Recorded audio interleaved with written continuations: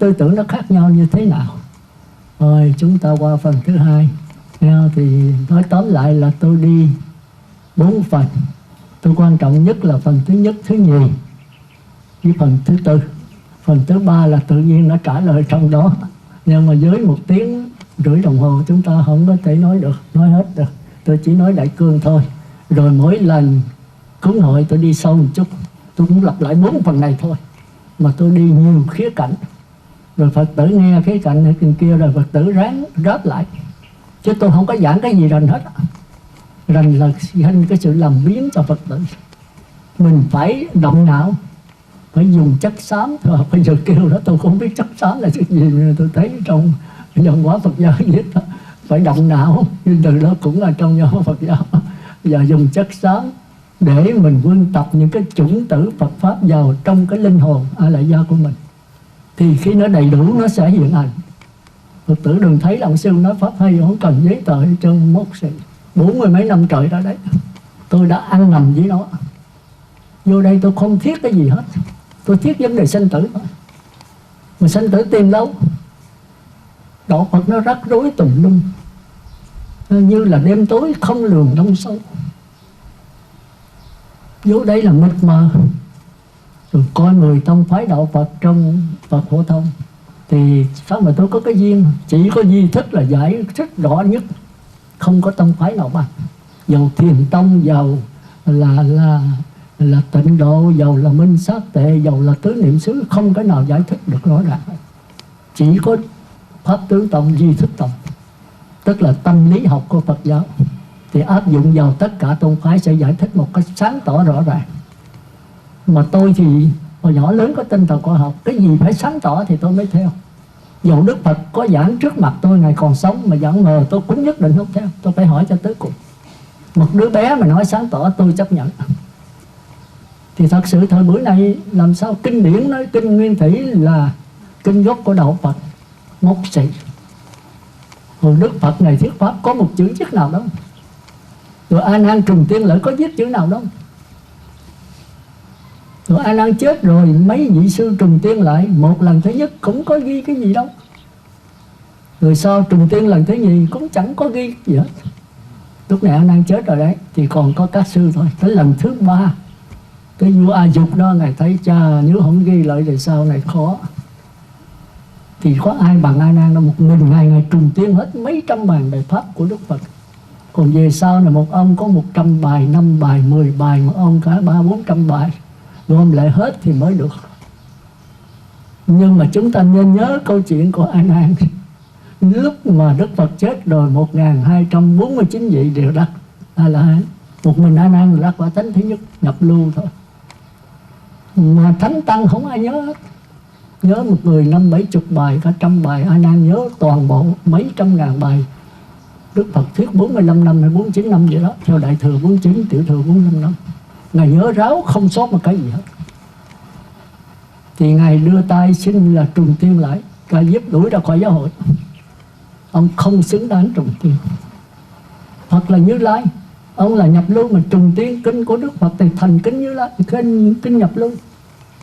Kinh nhập lưu là tinh thánh thứ nhất, là còn sơ sót đủ thứ hết. Cái câu này là cái câu mà tôi nhức nhối nhất. Sư trưởng viết cái chân lý thì bây giờ 10 vị đọc, 10 vị giảng khác nhau. Rồi đó, nếu sư trưởng còn sống hỏi tôi con giảng gì, sư trưởng nói tôi cũng không phải giảng vậy nữa.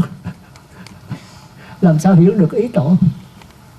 Huống gì ý của Như Lai còn hơn tổ nữa. Mình làm sao hiểu được Ngài? Khi mình giảng một cái gì là của mình phải chịu trách nhiệm, chứ đừng nói cái này của Phật nói. Phật nói là một việc, còn mình giải thích hết mình theo cái cặp kính màu của mình, đó là kinh của mình. Nếu mà đúng ý của Phật một phần nào thì đó là cái may mắn. Còn sai là mình phải chịu trách nhiệm hoàn toàn. Đừng có cãi vú lấp miệng em. Phật nói là không được cãi. Phật nào mà nói cái đó là kinh sách, mà kinh sách cũng không phải là của Phật. Thành ra lần thứ 3 đó mới được trùng tiên, mới được ghi vào lá bùa. Đó là vua A Dục thấy là không được. Nếu để vậy là tranh nhau, chừng đó là Phật chết rồi. Tới chừng mà người vua A Dục đó là 50-60 tông phái, tức là 50-60 là Phật giáo đấy. Bây giờ thì cũng cái nào sáu chục, nào tiền tông, nào tịnh độ, nào minh sát tệ, nào tứ niệm xứ, rồi người này cho mình đúng, người kia cho mình đúng. Mình mới đúng ý của Phật. Mà ai đúng? Thật ra không có người nào đúng đó. Chúng ta coi lại cái 500 người mù rờ voi, chúng ta thấy Phật giáo giờ cũng giống hệt vậy đó. Người thì rờ cái bụng, người rờ cái dòi, người rờ cái chân, người rờ cái đuôi. Thì ai cũng nói là chính tôi kinh nghiệm tôi rờ lấy thì tôi đúng hết. Cái ông kia nói mày cái thằng mù, tao mới là rờ đúng. Voi gì mà giống như cái cột nhà. Tôi nói tôi rờ rõ ràng, ông vua bây cho tôi lại rờ cái. Mình nó đưa nó thấy cái gì đâu, rờ cái chân nó tưởng con voi là cái chân. Đó là cái chân của con voi. Còn rờ nhầm cái đuôi thì ông kia nói mày là đầu đuôi, tao mới là rờ đúng. Cái voi giống như là cái chổi, rồi cái đuôi. Thì 500 người mù này mới đánh đi nhau, đánh lộn nhau. Thì có nhiều cách đánh lộn, đánh bằng miệng, đánh bằng lưỡi, đánh bằng tay chân, đánh bằng gậy gộc, đánh bằng cung súng. Sự bữa nay cũng vậy. Cái đó kêu là chiến tranh ý thức hệ. Ý thức là gì? Là tư tưởng. Cái chân lý người ta rồi mình suy tưởng theo cái tư tưởng của mình, rồi mình nói đó là chân lý. Thì chiến tranh tôn giáo đã, rồi giờ chiến tranh của thế giới. Hồi xưa là chế độ quân chủ, rồi dân chủ, rồi tới tổng thống chế, rồi tới chủ nghĩa cách mạng, rồi tới cộng sản. Tất cả đều là ý thức hệ thôi. Mỗi cái đều đúng một cái khía cạnh của toàn diện thôi. Một khía cạnh của toàn diện làm sao mà đúng được. Thành ra nếu mà chúng ta đi sâu vào di thức, rồi chúng ta thấy cái hay. Nhưng mà khi là hiểu được rồi cái gì muốn sống được với nó thì trời ơi. Thành ra Đức Phật mà tích tịch diệt đó, bây giờ tôi thấy cũng khó sống. Cái tập của mình, cái thói quen mình nó độc đáo lắm. Mình thấy đó rồi nó lại nó cải sửa nữa. Mình nói không thành công thất bại, nhưng mà ai khen cái mình nở cái mặt bằng cái như, ai chê cái mình méo xẹo. Nó cái tập nó quen rồi. Và khi mình ý thức được đó rồi cái thì mình cải sửa, lọt cái tập nữa. Có thể lặng lẽ nhìn nó được không? Một chút nữa là tôi đi sâu về vấn đề đó. Giờ chúng ta trở lại. Nói tóm lại là tôi chia làm 4 phần. Phần thứ nhất là chúng ta nói về cái quá khứ, cái tương lai, mà bỏ mất hiện tại. Tôi muốn kéo quý vị trở về hiện tại, nhất là thời buổi này. Thời buổi cái quả địa cầu chúng ta đang nóng bỏng đủ thứ hết. Nào là thiên cơ, nào là sấm giảng, nào là các nhà tiên tri của thế giới đó là 21 tháng Chạp gì đó, thế giới sẽ nổ bùng. Thấy không? Rồi đây sẽ có chiến tranh cả thế giới. Bây giờ nghe nói là Bắc Hàn với nó bắn qua cái chỗ mà Nam Hàn với Mỹ đang nghe mấy ông Tiền Lâm nói, tôi không biết, đang tập trận đó. Thì nó nghi là muốn khiêu khích nó, thì nó bắn quả tiễn liên lục địa qua. Mà lúc đó Mỹ nó trả đũa cái thì quả địa cầu này tiếp. Thành ra chúng ta biết nhiều, chúng ta cứ lên ruột hoài, cứ lo hoài. Mà lo khỏi không? Đâu có khỏi. Bây giờ thế giới có nổ thì mình chết không? Chết. Thế giới không nổ, mình sống hoài không? Cũng chết. Tại sao mình cứ lo thế giới nổ không nổ, rồi không lo cái quả địa cầu này nổ? Là vấn đề dĩ nhiên, sống chết là dĩ nhiên, ai mà khỏi chết. Đức Phật mà còn phải chết mà huống gì mình. Nhưng mà có một cái gì không chết, cái này mới là quan trọng đó. Nó nằm đâu? Nó nằm ngay trong cái sống chết. Tại sao mình không cố gắng tìm nó mà đi cái lo tùm lum? Mình lo những cái không ích lợi, lo những cái là tầm thường, những cái tầm ruồng. Mà cái chánh là vấn đề bất tử nằm ngay trong cái sanh tử này, mà tại sao mình không tìm? Tìm ở đâu? Tìm ở hiện tại. Tại sao cái tìm tương lai, cái tìm quá khứ?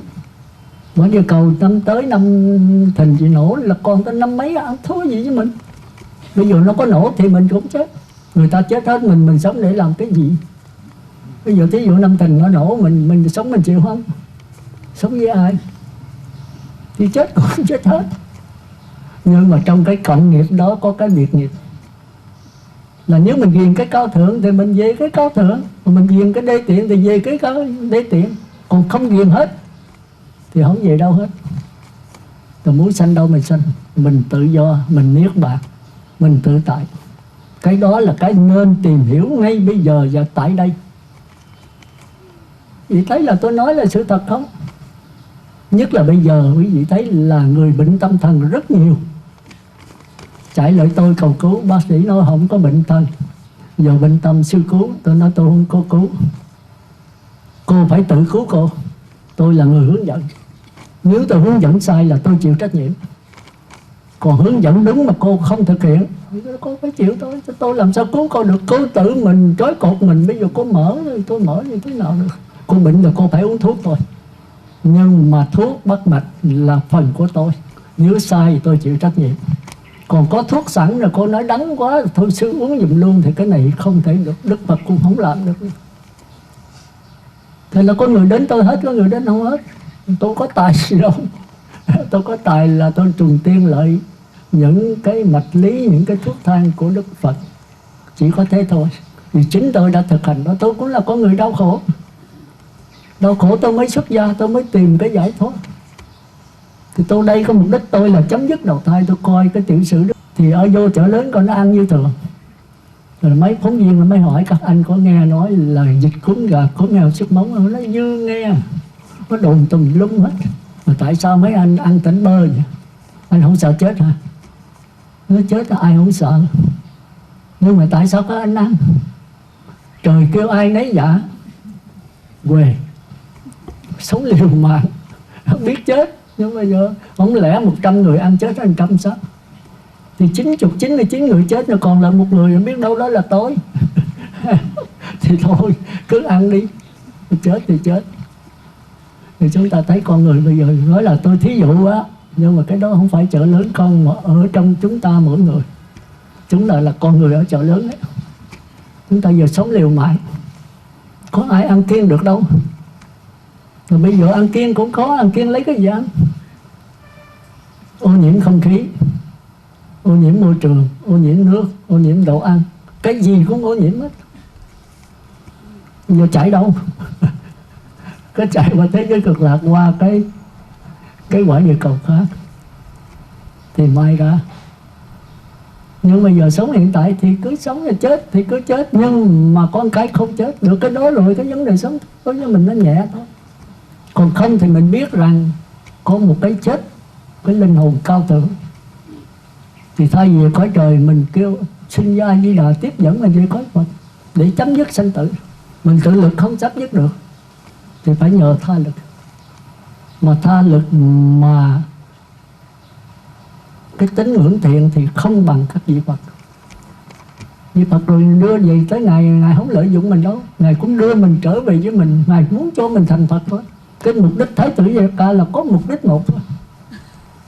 Chúng ta coi Kinh Pháp Hoa, Đức Phật xuất hiện ra đời là muốn khai thị ngộ nhập Phật tri kiến. Có một mục đích đó thôi. Rồi chúng ta tùm lum hết. Khai thị chỉ rõ mở cho mình thấy ngộ nhập cái Phật tri kiến là cái bất tử thì sống. Sống nghe mình thấy dễ nhưng mà than ôi, thật ra nó không phải khó, mà nó cũng không phải dễ. Nếu khó thì con người có ý chí làm được hết. Như này con người có ý chí lại là càng xa sự thật, xa niết bàn. Còn dễ thì làm biến quá, nằm một chỗ thì chừng nào đi xuống 4 đường ác thôi. Thì có ý chí có thể đi vào cõi trời 4 xiềng vàng. Nhưng mà xiềng vàng mà khi gặp thiện trí thức thì có thể qua đạo Phật. Còn 4 đường ác gặp thiện trí thức thì cũng ngơ ngáo ngáo. Chúng ta thấy chúng sanh bây giờ có nhiều người đó là ngơ ngáo ngáo. Dầu thương cũng không cứu được. Nó không có cái hiểu biết, trình độ nó quá kém. Chẳng hạn mình vào những cái nơi xóm khổ của dân nghèo, chúng ta thấy vào những cái dân tộc thiểu số, chúng ta thấy là bây giờ đem đạo Phật tới là không làm gì luôn. Cái trình độ họ quá kém. Họ phải nhiều đời nhiều kiếp. Một người lớp mẫu giáo lớp 1 mà muốn đưa lên làm thầy giáo, giáo sư sư phạm thì thôi trần ai. Tức Phật phải lắc đầu thôi. Nhất là thời buổi này, Dưới trình độ thấp kém 4 đường ác rất là nhiều. Còn cõi người trời thì rất ít. Cũng như chúng ta thấy cái thị xã là Vinh Lợi có được bao nhiêu người đến đây nghe pháp. Người rảnh là rất nhiều, thất nghiệp rất nhiều. Mà kêu nghe pháp thì tôi gặp tôi phải năn nỉ. Con bị, con tại, con gì, con bởi xưa ơi. Để chậm chậm con sắp xếp rồi gia đình em rồi con sẽ vô nghe pháp. Tôi nói chừng đó vô là tiêu nghe luôn. Chúng ta cứ hẹn thôi. Chúng ta có biết cái vô thường thì chết sống ngày nào đâu mà cứ hẹn. Ai mà không bị tại vì bởi, hỏi hết chúng sanh đây có người nào có không bị không? Nhưng mà người thông minh người ta khôn, người ta sắp xếp, người ta vẫn đi vô được với thường. Cuộc đời nó cứ trôi qua. Thay ở nhà buôn bán mà được thêm vài triệu bạc nữa đi. Còn chết là lang thang tiếc cái số triệu bạc này lưng hồi nữa. Phải được cái đạo thì mất cái đời, mà được cái đời thì mất cái đạo. Tôi không phải biểu cái gì bỏ hết. Người cặp đất mà sống sao? Một tháng có 2 ngày, có 2 tiếng đồng hồ thôi. Còn bao nhiêu rồi khỏi đến. Tính tình sao không có gặp tôi không có gặp mặt. Chỉ có ngày rằm 30 là gặp tôi, và gặp trên pháp hội này cho xuống riêng là tôi không có sức khỏe. Thì năn nỉ một tháng có 4 tiếng đồng hồ thôi. Mà bị tại vì bởi nữa thì tôi còn nói cái gì được nữa. Thành ra mấy người vậy là tôi ít có nói chuyện lắm. Cái gì phải nên nhớ. Thì thôi bây giờ chúng ta trở lại. Tôi nói vậy là gần hết rồi đó. Cái thứ nhất tôi nói đại cương đó là chúng ta phải sống như hiện tại. Đừng có quá khứ. Quá khứ qua rồi, nhưng mà cái quả nó trổ ở hiện tại. Tôi làm việc ác trong quá khứ thì bây giờ tôi phải chịu cái quả ác. Hồi xưa tôi sát sanh trộm cắp tà dâm thì bây giờ tôi phải mang thân tật nguyền. Bây giờ tôi ôm cái thân tật nguyền này, tôi trách trời trách đất, tôi ngồi tôi khóc. Trời đã định rồi, trời nào mà định. Cái hiểu sai lầm này nó đã định mình. Chỉ có mình quyết định cho cuộc sống mình, chứ trời nào mà định. Ông Phật còn không định được nữa, ông trời ăn thua gì. Chỉ có mình thôi. Thì mình cải sửa. Cũng như tôi từng nói, mình gieo hột mình bác, cây mình bác, trái mình bác là dĩ nhiên rồi, nó nhân quả. Nhưng mà phải có cái nghiệp, mình có ý chí thì mình có thể cải sửa tất cả. Và chặt nhánh tháp mình ban vô. Mình hồi xưa làm ác thì bây giờ cái cảnh ác nó hiện ra, mình nghèo khổ này kia thì mình tiểu phú do chiên mà đại phú do cần. Chiên là một nghề, nhất nghệ tinh, nhất thân danh, mình làm hoài làm mãi cứ có. Rồi mình sẽ có tiền giàu. Giàu rồi mình nghĩ là giàu nó không đưa mình tới hạnh phúc. Cái tiền tài như phấn tổ và nhân nghĩa tợ thiên kim mình bố thí. Càng bố thí chừng nào thì cái phước báo nó đến chiêu cảm cho mình. Những cái phước báo bố thí 1 thì phước báo nó đến tới 10. Cái gì không tin làm thử có phải không? Chứ đừng có tưởng là như vậy rồi mình được một cái mà nước lũ lụt. Nghe không? Thì ta thường nói trong kinh nó của thuộc 5 nhà ta chẳng có. 5 nhà là gì? Nước lũ lụt kéo trôi. Bây giờ thế giới nhiều, nghe cái ông giả gì nói có mấy người ở Úc thì qua thì bên bển điện về gốc trong ở bên đó là nước nó ngập lũ lụt, nó kéo hết nhà cửa, không còn một món gì hết, nhà lầu nhà gì cũng sạch bánh, còn chỉ đất thôi. Rồi bây giờ hay nha, chính phủ dường như biết trước 3-4 tiếng, thành ra không có người chết mà chỉ có bất động sản là tiêu hết. Thì lũ lụt là không còn. Ở miền Trung kia đâu có lũ lụt, rất sạch hết. Cái nước nào người ta văn minh hơn thì người ta biết trước lâu một chút thì người không chết. Tôi nói thôi vậy con mừng rồi. Đừng để chết người ta thôi, còn người là con của. Tôi là tôi sợ chết người ta, chứ vật chất mà lại có hết cũng không sao. Ấy là đi tu chứ có gì đâu. Mình sạch đó thì còn sướng nữa.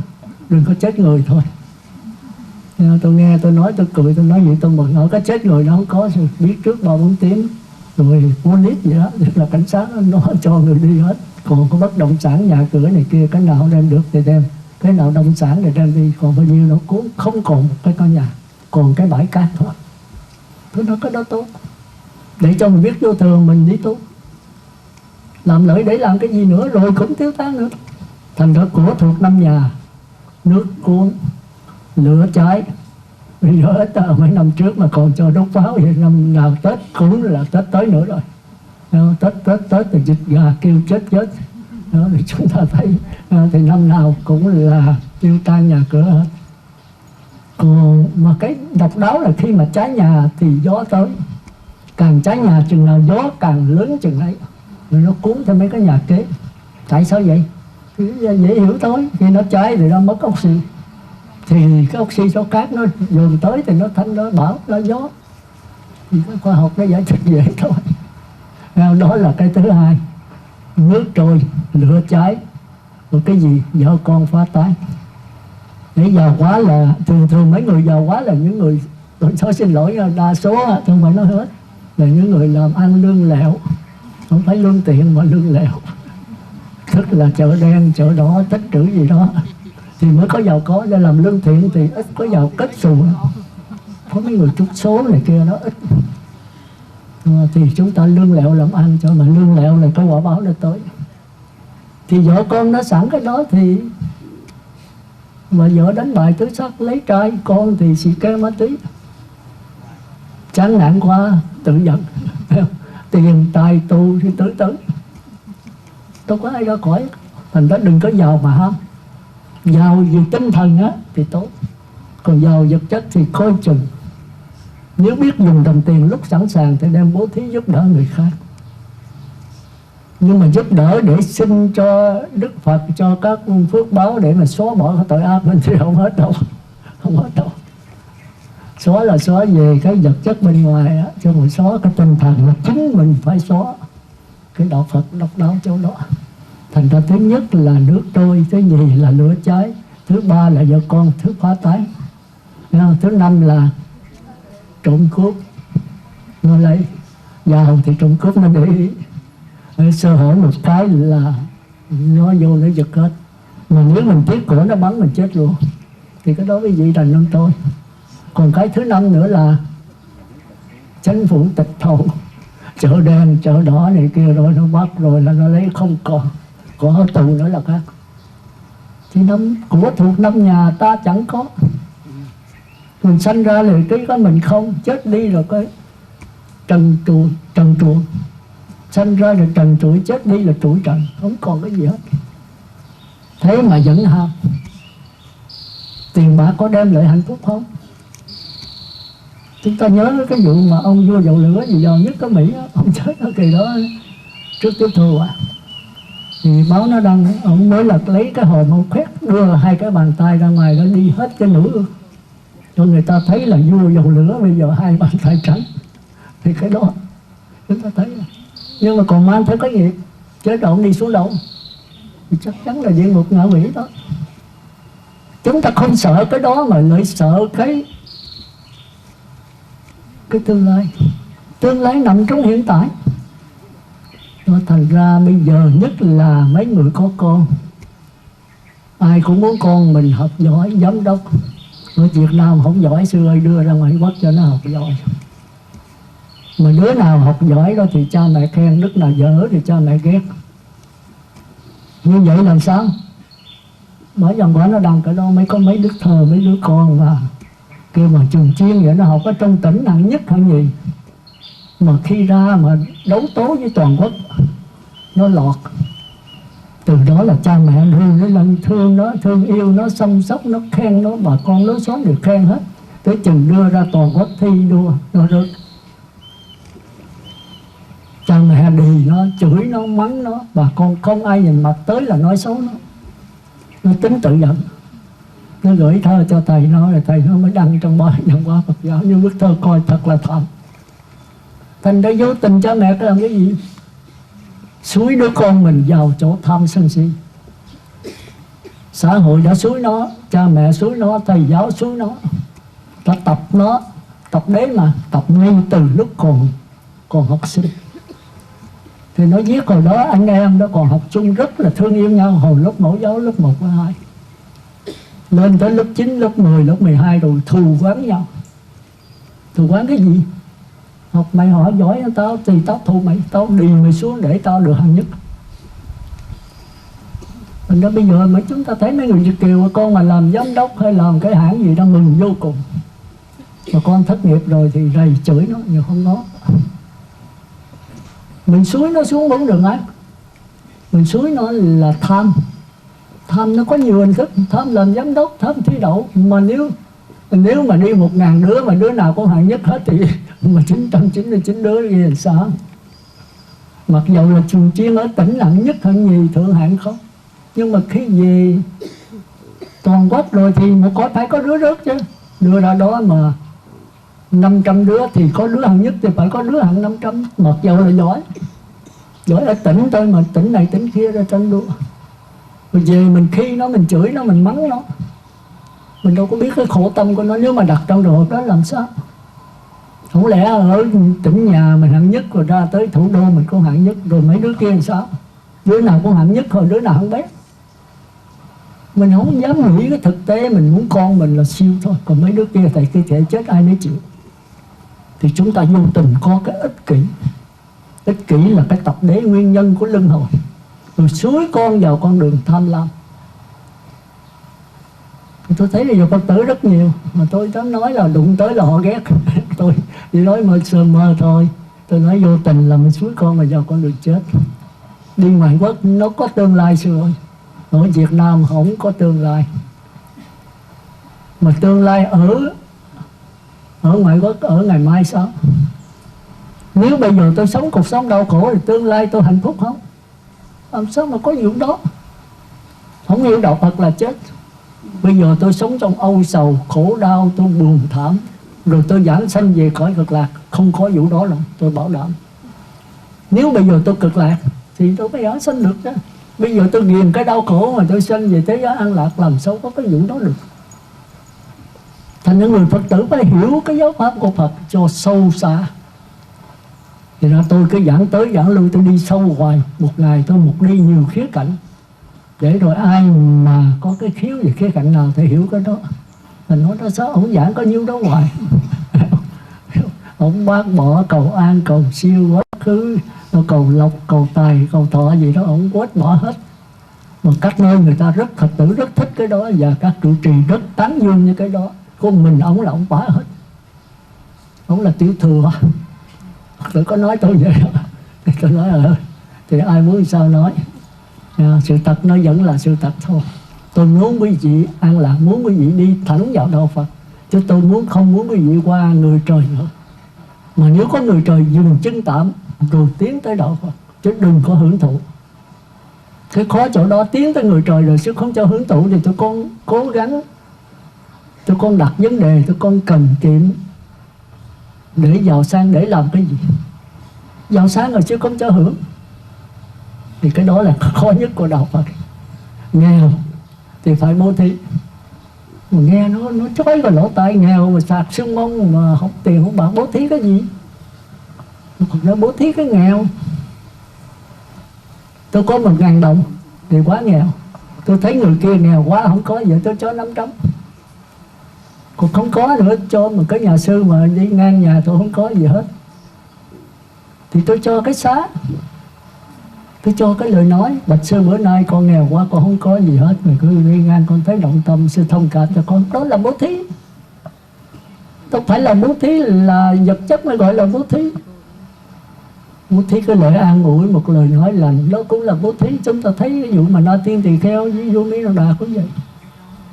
17 năm đi ngang cái nhà đó, chủ nhà cấm tất cả công nhân không cho một cái gì hết, mà không nói tiếng nào hết, đứng đã rồi đi 17 năm trời như vậy. Mỗi ngày mỗi đi bác mà đi 17 năm.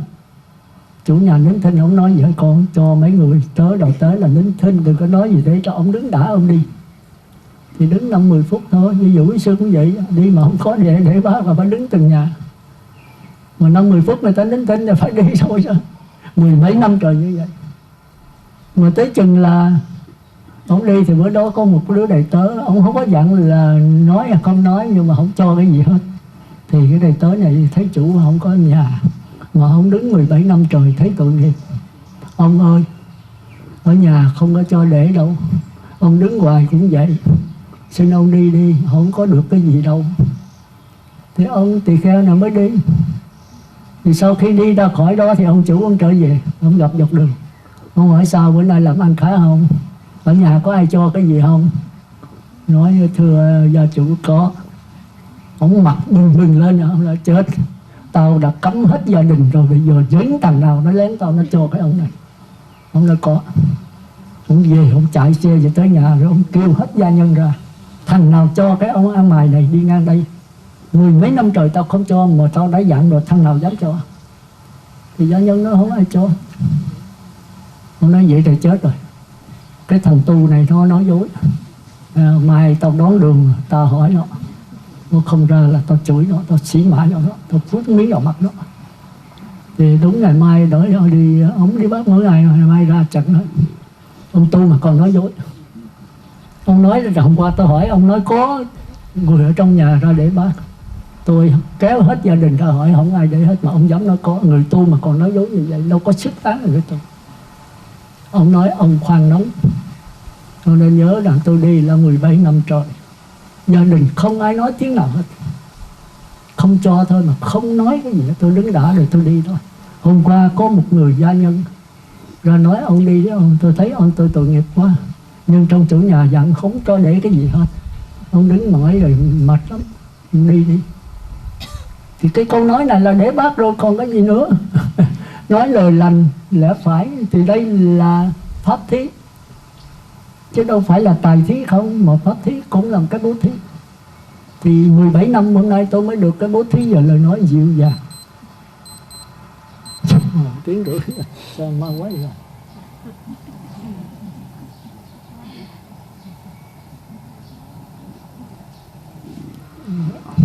Đó thì ông chờ gia chủ ông nghe, ông nói trời đất ơi, cái đạo gì mà cao thượng quá vậy. Tôi tưởng là cho vật chất mới gọi là bố thí cúng dường, không nghe nói cái lời nói dịu dàng như vậy cũng là bố thí. Thôi ngày mai ông đến đây, từ nay là tôi để bác ông mỗi ngày, ông khỏi đi đâu xa, tôi để bác mỗi ngày. Thì vị tỳ kheo này im lặng nhận lời. Thì từ đó về sau ông cứ để bác, rồi sau này thấy cái này có hạnh quá mới thỉnh vô nhà. Rồi có đứa con đó, nó mới sanh ra 4-5 tuổi, nó thấy ông này nó mới bắt đầu lân la, nó làm quen. Thôi câu chuyện còn dài lắm. Thì hồi đó là tôi nói để biết là cái bố thí của đạo Phật không phải là tài thí tiền bạc không, mà còn pháp thí, còn vô quý thí. Nhưng mà cái pháp thí mới là cao thượng hơn hết. Thì thôi, bây giờ qua phần thứ hai. Vậy thì phần thứ nhất là tôi chú trọng cái hiện tại. Quý vị làm sao mà giúp ích cho mình, giúp ích cho con cái, cho người lân cận ở hiện tại. Nhất là mấy người có con mà đưa Di Vật Kiều. Nếu bây giờ nó hư thì đừng có trông mong qua bên đó, chừng giàu chừng nào nó càng hư đốn chừng ấy. Thế giới của Tây Phương nó không giống thế giới Đông Phương. Tây Phương nó bất hiếu rất nhiều, bởi vì nó ảnh hưởng cái xã hội. Xã hội giải nó như vậy. Chúng ta thấy mà cha mẹ bên Tây Phương, mấy người Việt Kiều về nói cái bệnh làm sao, con cái đâu có đi thăm, đâu có nuôi gì được. Một ngày làm 8 tiếng, chỉ có thứ Bảy Chủ nhật, có khi là nghỉ Chủ nhật không, có khi làm thêm nữa. Thì do thăm mẹ chừng 5-10 phút, 15 phút thì giao cho y tá. Cái y tá đâu phải là con ruột, làm sao có cái tình thương được. Người mẹ mà thương mấy người con không phải ruột bị mình là phàm phu mà. Còn có y tá đâu phải mẹ mình. Thì săn sóc là theo cái bổn phận của y tá để mà lãnh lương thôi. Còn con mà săn sóc cha mẹ thì nó khác. Cái tình nó đậm đà hơn, nó tha thiết hơn. Mà con người chết về thể xác thì ít, mà chết về tình cảm mới là nhiều. Chúng ta thấy mà có nhiều người là bác sĩ nói 3 ngày chết, mà người ta sống tới 3 tháng vẫn còn sống nhân. Sống bằng cái gì? Sống bằng ý chí, sống bằng tình cảm. Một người có con mà chứ chết rồi mà đợi con về cho đầy đủ 3 tháng nó mới về tới, vẫn sống 3 tháng, không ăn, không gì hết mà vẫn sống. Thành ra chúng ta thấy cái tinh thần là quan trọng hơn hết. Mà người Đông Phương là sống chuyên về tinh thần. Mà cái tinh thần được thì vật chất phải bớt, mà vật chất được thì tinh thần phải mất. Thành ra có người nói là bên Tây Phương đó là sao con người thành cái máy. Đúng. Đi rồi về làm rồi nằm ngủ, sáng rồi đi nữa, trễ chừng 5 phút là bị đuổi. Còn ở Việt Nam mình ở Đông Phương nó trễ 1-2 tiếng cũng được, không có sao. Nhưng mà cái lương là lương bèo, vật chất rất ít.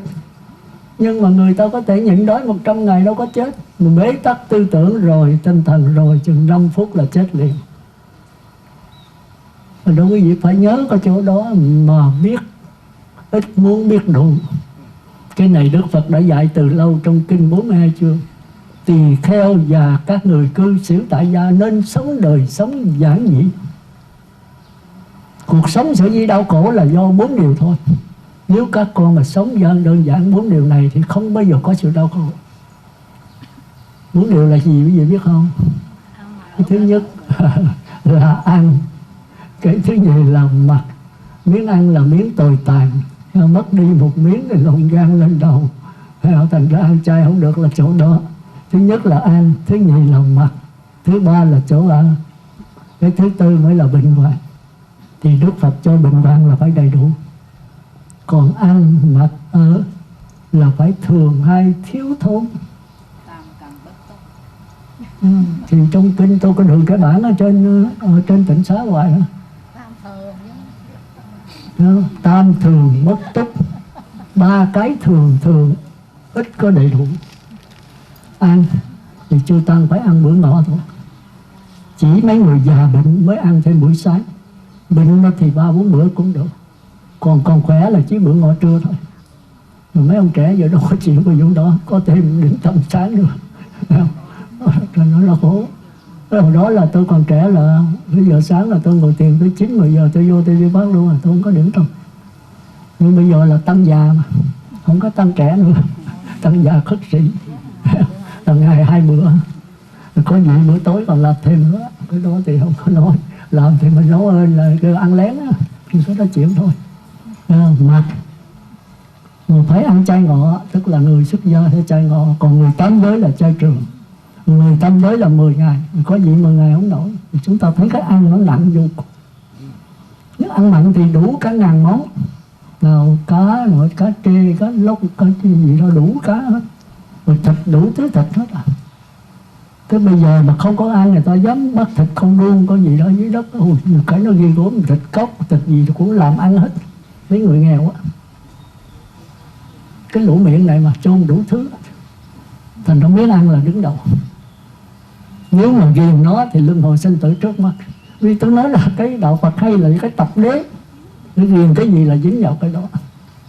Có nhiều người nhậu của tôi xin thưa, rồi đó tôi ở chung với mấy thầy giáo. Hột vịt ung đó mà nói một con trứng này đổi 2 hột vịt thường không đổi. Ung là hột vịt gần thúi rồi. Nó đen đen, nó thúi hoặc à. Bỏ ăn mà lấy cái muỗng nhỏ nhỏ múc một chiếc và uống rượu vô nhấp mình thấy nó ngon kỳ lạ. Mình gốm nó chết hửi cái mùi đó là mình muốn ói rồi. Thì trình độ hỏi vậy bây giờ làm sao vậy? Trình độ mẫu giáo thì phải ở mẫu giáo. Tôi thì nhỏ lớn là tôi không biết uống rượu, mà không biết hút thuốc, không biết gì hết. Và do đó tôi mới xuất gia dễ dàng. Là cái trình độ như kiếp đó. Sinh ra đây là để tiếp tục con đường giải thoát. Còn ai lớp mẫu giáo thì tiến lên lớp 1, lớp 2. Còn ai đó lớp 11, 12 thì quá làm thầy giáo, có giải thoát. Thôi thì quý vị về cố gắng mà tiến, đừng có nằm một chỗ. Tôi đã nói người ta chạy thì mình bò không được thì lết không được thì nhúc nhích. Cà lắc thì cũng tới thôi. Nhưng mà dám bền cà lắc hoài không. Cái đó là ai dạy mình. Không ai dạy ai được hết. Thành ra ăn đứng đầu. Cái mặt cái đó. Cái mặt này thì người nữ là dính mắt nhiều nhất. Tôi nói là mấy người nữ ghét tôi. Rồi 2, 3, 40 bộ. Người nam thì 3, 4 bộ thôi. Nhất là đám cưới thì trang điểm cô dâu, chứ không có đang tìm chú rể. Thì chúng ta để ý cái chỗ đó. Thì tất nhiên là kẹt cái mặt là ghiền cái đó thì ghiền luân hồi. Chỗ ở, chúng ta ở nhà lầu không ạ? Rồi chúng ta thấy thường những cái khách sạn nhà lầu mà 5 tầng, 10 tầng ở trên cao rẻ mà ở dưới mới mắc. Ở dưới nó mắc hơn. Thành ra hồi xưa người ta không chịu ở lầu, ta ở nhà lá, chứ nhà ngói, nhà thiết ta cũng không ở. Rồi mình bây giờ nhà lá mình không chịu ở, bị 4-5 năm rồi phải sửa, mình lười biếng. Lười biếng thì cái xác thân này nó phải bệnh hoạn, tìm thuốc vô đó còn hơn. Mình muốn cái gì cũng là tiện nghi, đầy đủ tiện nghi, nhấn nút mà cái có. Tới bây giờ cơm cũng không thèm nấu, có cơm gói sẵn đổ nước sôi vào ăn. Trời ơi, con người bây giờ quá lười biếng. Thành ra trong kinh nói sao con người cái đầu bự như cái trống trầu, mà cái cần cổ nhỏ như cái ống chì, cái bụng thì trời giờ. Con người chỉ còn tính toán thôi. Bây giờ có thêm cái gì đó, cái điện thoại di động, điện thoại gì đó, tôi nghe cái ông gì đó rất thông minh gì nó gửi về đó. Tôi ở đây ngồi thuyết pháp mà để đây là bệnh nó nghe, nó thấy hết Phật tử, nghe tiếng nói tôi, nghe hình tôi luôn. Ghi gớm chưa? Khỏi cần về Việt Nam, nghe luôn tiếng nói, nghe luôn hình hết Phật tử. Đây xíu vào đó như là coi hát. Tôi không thấy mà nghe ông nói mỗi lần đem vô, không biết ông để đâu tôi không thấy. Mà ông bệnh nó ngồi nó coi y chang. Còn nữa, chứ không phải chưa vậy đâu, chúng ta còn thần thông hơn nữa. Nhưng mà không làm Phật được, càng ngày càng đi sâu vào cái xá đọa, số là xá đọa. Rồi vậy là hết hay không? Phần thứ nhất là tôi xin quý vị hãy sống với hiện tại. Đừng có sống với quá khứ, đừng có sống với tương lai. Quá khứ đã qua rồi, tương lai thì chưa đến. Tất cả đều trổ trong hiện tại. Bởi vì hiện tại là cái quả của quá khứ, là cái nhân của tương lai. Thì hiện tại mình có quyền cải sửa và tạo cái nhân tốt thì quá khứ. Thì có đó kêu là hiện tại lạc trú. Thở vào tâm tĩnh lặng mà thở ra mỉm mỉm cười. An trú trong hiện tại thì giờ phút đẹp tuyệt vời. Nhưng nên nhớ đó không phải là đạo Phật, mà là tứ thiền của sắc giới. Thì qua đạo Phật rất dễ, nếu gặp thiện tri thức. Còn không thì vĩnh viễn lang thang. Đó là phần thứ nhất. Sao tôi nói nữa? Còn dài, còn nhiều khía cạnh lắm. Nhất là thời buổi này, nếu không nói là quý vị bệnh tâm thần hết, bệnh stress gì đó. Đây là quý vị bệnh hết, cả tôi cũng bệnh luôn đó. Nhưng mà tôi nhờ tôi biết thì tản nhiên chứ có đó chỉ sống hiện tại thôi. Bây giờ ngày mai mà quả địa cầu có nổ, có chết nữa thì cứ mặc. Mình bây giờ còn sống được, bữa nay sống được 1 tiếng, cứ sống 1 tiếng mà sống trong an lạc. Đâu có chết, chỉ có thay đổi cái xác thân này thôi, cái linh hồn vẫn là linh hồn cũ. Thì cái đó mình phải hiểu cho rành. Thì chúng ta qua cái linh hồn, cái phần thứ hai là cái tiến trình 5 quẩn của chúng ta. Thì thời giờ đã hết rồi. Ok, tới tôi đi sâu vào cái đó. Con mắt thấy sự vật thì phải qua tiến trình 5 quẩn. Cái lỗ tai nghe tiếng nói phải qua tiến trình 5 quẩn. Cái lỗ mũi ngửi cái mùi cũng qua tiến trình 5 quẩn. Cái miệng, cái thân, cái óc cũng phải qua tiến trình 5 quẩn. Mà qua bằng cách nào? Cái gì chả biết gì hết. Thành ra Đức Phật thương mới nói rằng mình sống thì như người sai, chết như người chiêm bao, chả ích lợi gì hết. Bây giờ chúng ta tìm hiểu, mà tìm hiểu phân tích rõ ràng chi tiết, cái đó có phải hiểu không? Chưa đâu. Cái hiểu của khoa học, cái hiểu của người thông minh, của người sáng suốt. Thông minh sáng suốt có phải là trí tuệ không? Còn lâu. Đây là người trời. Thì hôm nay tôi sẽ giảng cái thông minh sáng suốt của người trời thôi. Rồi có nhân duyên sẽ chúng ta qua đạo Phật.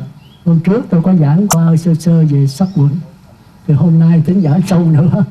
Nhưng mà tôi nhiều chuyện quá, tôi đi hết giờ. Tôi đi cái cầu An cầu siêu á, thì tôi thấy bây giờ quý vị bệnh nhiều quá. Mấy người bị đồng bóng, bị cốt, rồi có người không có bệnh mà lại mong ra làm thầy trị bệnh. Rồi cũng ngơ ngáo dẫn lại tôi. Có người không chịu nha, có người thì chịu, có người nói không, con muốn làm thầy. Tôi nói thì về đấy muốn làm thầy cứ làm thầy. Cái đậu khùng gì đó, cốt gì đó nhập tôi, cho con biểu con phải đi làm thầy độ đời. Hỏi thích không? Thích thôi đó đi về, lại tối 9. Có người vậy là làm sao có? Mới bước chân xuống địa ngục mà con muốn xuống địa ngục. Con dòi nằm trong đống phận kêu nó ra, nó trời đống phận xuống chết. Tôi ăn đủ thứ vật chất ngon lành hết trơn mà bây giờ biểu tôi bỏ, làm sao bỏ? Thì nói gì nữa được. Thì kỳ tới tôi lặp lại, chắc còn dài 30-40 lần nữa để quý vị đi sâu. Và muốn giảng qua cái gì dài, tôi thích đi sâu. Hãy nắm được cái này rồi quý vị nắm hết Phật pháp. Tôi không nói vậy đó. Nhưng mà cái quan trọng nhất là phải thực hành. Thành ra cái tập đế là cái quan trọng nhất. Tôi còn đi lại nhiều lần, nhiều cái khía cạnh, nhiều cái danh từ của tập đế mà trong cuộc sống mình không để ý. Kiết sự cũng là tập đế, duyên cũng là tập đế, nghiện ngập cũng là tập đế, ý chí cũng là tập đế, tập khí cũng là tập đế. trói cột cũng là tập đế, thói quen cũng là tập đế. Nhưng mà mỗi cái nó có một cái tác dụng khác nhau, nhưng mà cũng cùng một thực tại thôi. Vậy thì thôi tới đây, tóm lại là xin tạm dừng ở đây. Chúng ta còn tiếp tục dài dài đi vào chiều sâu. Quý vị nghe hôm nay rồi mai tôi giảng khác, cũng cái đầu đề đó mà tôi đi sâu về cái khác, để rồi quý vị phải trở về con người của quý vị ngồi tại đây. Chỉ có con người này mới là quan trọng thôi. Tất cả địa ngục ngạ quỷ xuất gia cũng nằm trong con người của quý vị hiện tại. Tất cả cõi trời người cũng nằm trong quý vị hiện tại. Và ông Phật tối thượng nhất nằm trong xác thân hiện tại. Tôi nói sai là tôi xin chịu tội hết. Thành ra tôi cũng trở về hiện tại của quý vị. Nhưng hiện tại quý vị phải thấy cho rõ, đừng có thấy mờ mờ. Thấy mờ mờ là mê tín, mờ mờ là mê. Mờ mờ thì phải tin tưởng là lọt vào mê. Nhưng mà chúng ta phải tin thôi. Vì chúng ta không thể sáng tỏ được thì tin vào bậc thánh nhân, tin vào bậc thiện tri thức. Đó là cái ý tôi muốn nói hôm nay.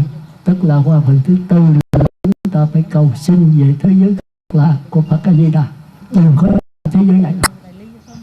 Thế này đợi Phật Di Lặc ra đời tới 8-9 ngàn năm nữa thì chúng ta phải tái sanh cả trăm thân. Vậy thì trước khi dứt lời, một lần nữa tôi cũng xin chứng minh ngày xuất bát hôm nay của cô Cần Trí và lễ trai tang cầu siêu cho tín chủ là Trương Thành Dân mất ngày 28 tháng 9 năm 83, hưởng thọ 66 tuổi. Mẹ Bùi Thị Thai pháp danh Giác Hòa mất ngày 18 tháng Chạp năm Bính Tuất, hưởng thọ 88 tuổi. Và cầu chúc cho pháp hội của chúng ta cũng như toàn thể pháp giới chúng sanh đều chống vãng sanh cực lạc và thành Phật đạo. Nam mô A Di Đà Phật. Danh sách về so giới nữa. Thôi giờ vậy là tạm xong. Giờ tới tín chủ thì cảm tạ. Rồi sau đó chúng ta có danh sách thọ giới. Người Y Tam Bảo, Hoàng Phúc Nam 26 tuổi, Trần Quốc Điền Nam 18 tuổi. Lúc này mấy ông Nam thọ giới nhiều ha, tôi mừng hả? Chứ hồi xưa là tính nữ không à. Một Phật, vậy là xong. Kính bạch chư tôn đức, kính lễ pháp hội. Hôm nay buổi lễ trai tăng của gia đình chúng tôi có mặt đông đảo chư Phật tử. Vừa qua trên tượng tọa có một lời thuyết pháp vô cùng hữu ích để sắp tắt và hướng dẫn chúng con trên con đường tu học. Tượng tọa đã khai thị cho chúng con rõ biết con đường sống chết của chúng sanh là con đường vô cùng đau khổ. Xưa kia ngoại đạo cũng đưa ra con đường tu học, nhưng cách tu của ngoại đạo chỉ thắng qua cõi sống chết lên cao, còn gọi là cao thượng, gọi là sống lâu để hưởng cái hạnh phúc của cõi trời, để rồi cũng phải sanh tử luân hồi, chứ không chấm dứt được sanh tử. Để hưởng được cái an vui tuyệt đối của Niết Bàn, Đức Phật xuất hiện với cõi đời này để chỉ cho chúng sanh ngộ được cái bất tử, để chấm dứt sinh tử luân hồi. Sanh vào thời kỳ mạt Pháp, sanh phận như Phật tử tại gia như chúng con đây, không thể nào tu tập để nhận cái bất tử, để chấm dứt sanh tử được vì quá thiếu tu tiền. Chỉ còn pháp tu cuối cùng là pháp môn niệm Phật với tính hạnh nguyện đầy đủ để đới nghiệp giảng sanh. Thật là may mắn thay cho chúng con nguyện theo lời sư dạy để cố gắng tu học theo pháp môn niệm Phật, mô Phật. Chúng con vô cùng biết ơn chư tôn đức. Trước thềm năm mới, chúng con đồng kính chúc quý sư sức khỏe an khang.